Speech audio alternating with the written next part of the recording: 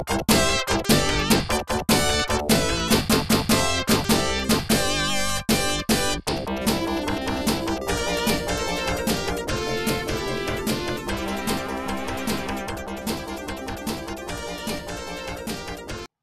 welcome back to AP Physics C, Electricity Magnetism, Unit 1. Again, we're still focusing around electrostatics.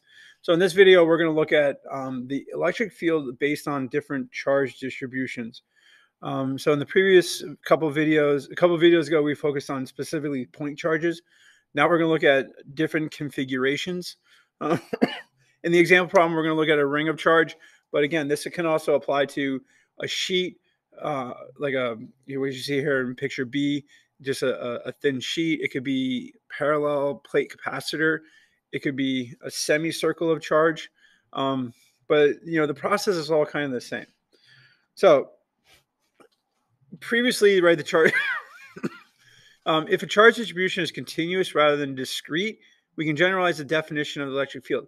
So we're simply going to divide the charge into infinitesimal pieces and treat each piece as a point charge. So for example, if we look at the rod here, okay, so we have lambda dl. So lambda is the charge distribution, right? What that means is this is what we call linear charge density, right? And so dl, right, is going to be just a section of the length of that rod, but it's also going to have a variation of dq, okay? And so that's what we're saying here, is that we're going to divide each piece, right, that's going to have lambda dl, right, will equal that change in that dq for infinitesimal pieces.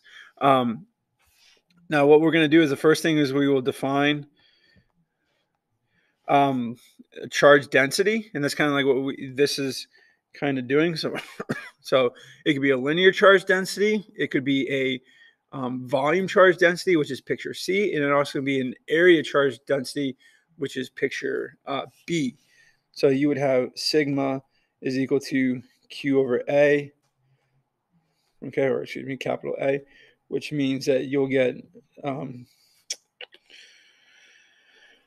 so if we vary that charge density, right, over that area, we would end up with D, not D, I keep wanting to write D for that, but it's going to be sigma is equal to dq dA, which then if I do a little bit of algebra is going to be sigma dA, right? And so it's like for the sheet, if you look at the volume, you do the same thing. It's going to be rho is equal to QV.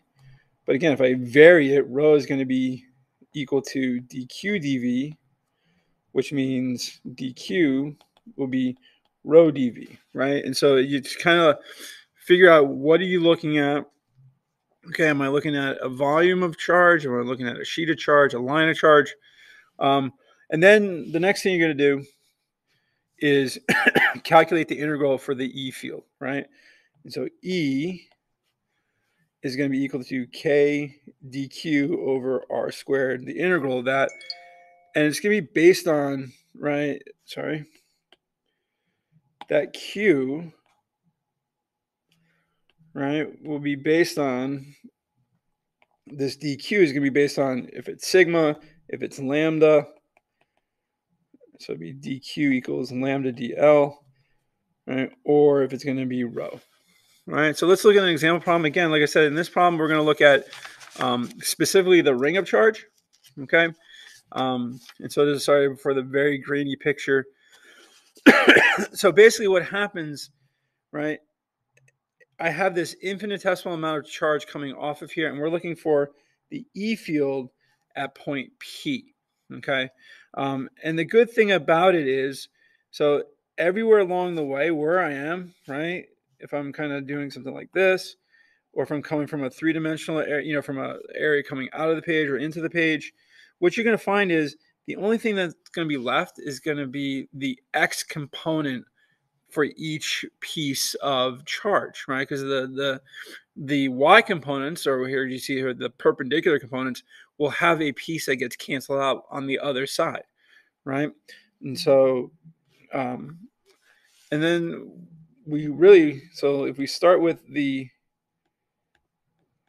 E field formula, so what we're going to do is we're going to vary the E field, right? So we're going to say dE, and it's going to be K dQ, right, over R squared, right? And so how do we get, now, because we're only going to look at the X component, so that's going to be K dQ over R squared cosine theta, right? Because we're only using this X piece, right? And that's going to be the cosine of the angle, right? If you follow the math, right? Alternate interior angles, vertical angles, right? Is going to be theta.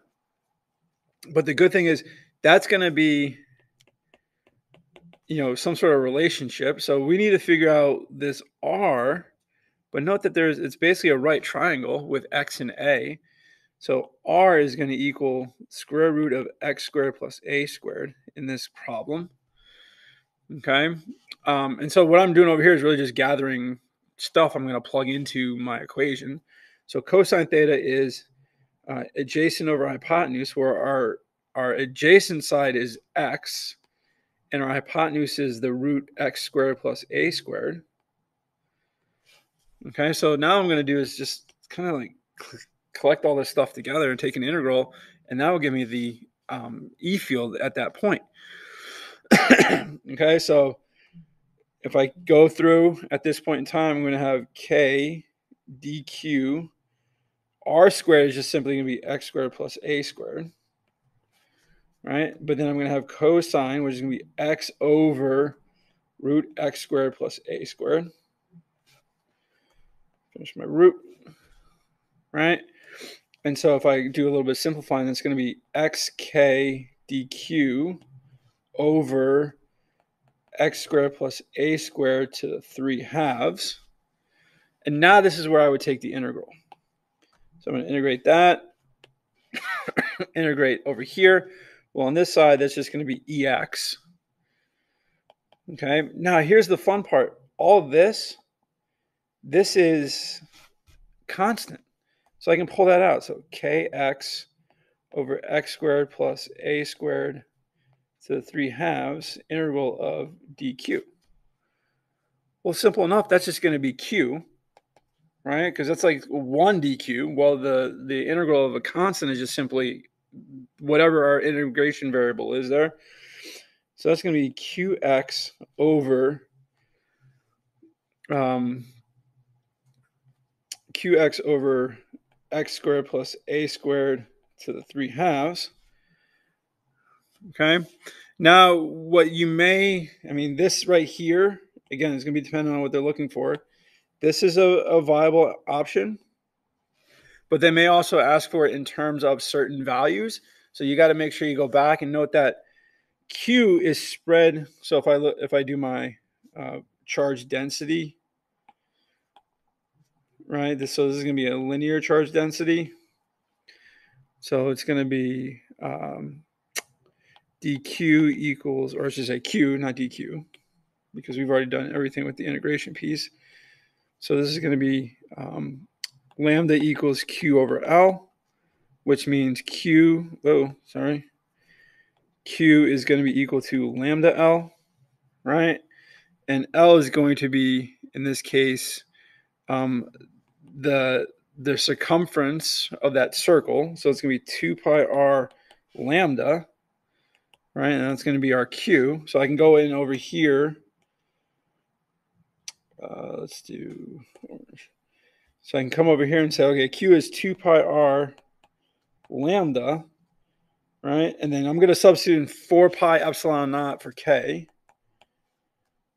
So 4 pi epsilon naught. And then on the bottom, I still have this x squared plus a squared to the 3/2. I'm going to have to kind of, hopefully it stands out well up here.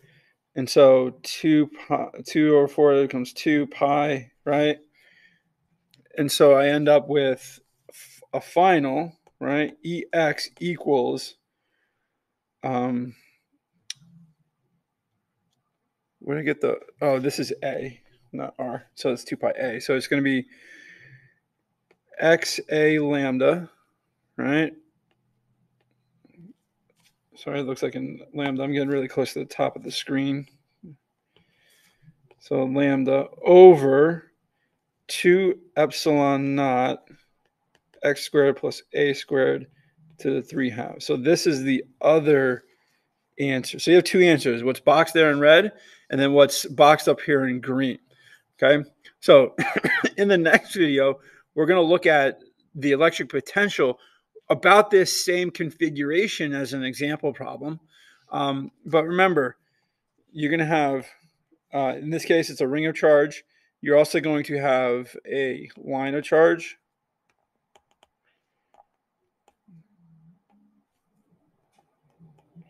You're going to have a semicircle of charge. Okay, and there's other ways that you can kind of like pinpoint back to a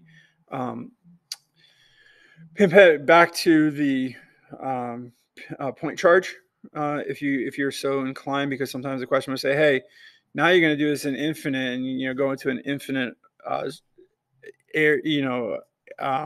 x position out and what happens and so forth. But again, so the next video is going to center around potential difference or electric potential.